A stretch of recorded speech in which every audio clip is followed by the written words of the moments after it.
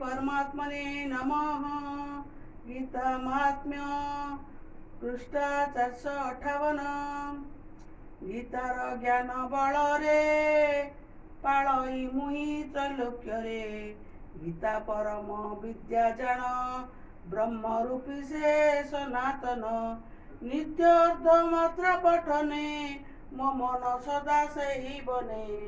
Guitar नाम को वर्णन स्मरणे पापादि खंडन। गीता गंगा गीता सावित्री चल ब्रह्मादि मुक्ति दात्री। गीता गंगा गीता सावित्री गीता गंगा गीता सावित्री चल ब्रह्मादि मुक्ति दात्री। अर्धमात्रा ब्रह्मनाशक त्रय देव तत्वदर्शक। अटई एते नहीं आन मनरे स्थिर करी जान। गीता पाठ धीर मनरे परम पद पाए करे। ज्ञान सिद्ध तार होई मो वाक्य केबे आन नई। ज्ञान सिद्ध तार होई मो वाक्य केबे आन नई।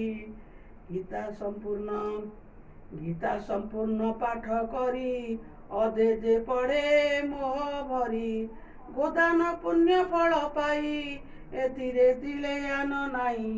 गीता त्रिभागु एक भाग पढ़िले लभे सोमयोग। छ भागु भागे पढ़िले चंद्रलोक को जाए भले। छ भागु भागे पढ़िले चंद्रलोक को जाए भले। जन्मे पर्यंत तही रही एतिरे किछि आन नाही। जे गीता पढ़े अधा एक से बसे जाई रुद्रलोक।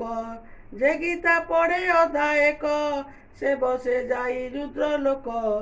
जे अर्ध अध्याय पढ़ई मनंत सूर्य लोके जाई। जे गीता मध्य दंड गोटी किबा सातोटी पांच गोटी चारोटी तीनोटी दुईटी गोटिए अबा अर्ध गोटी।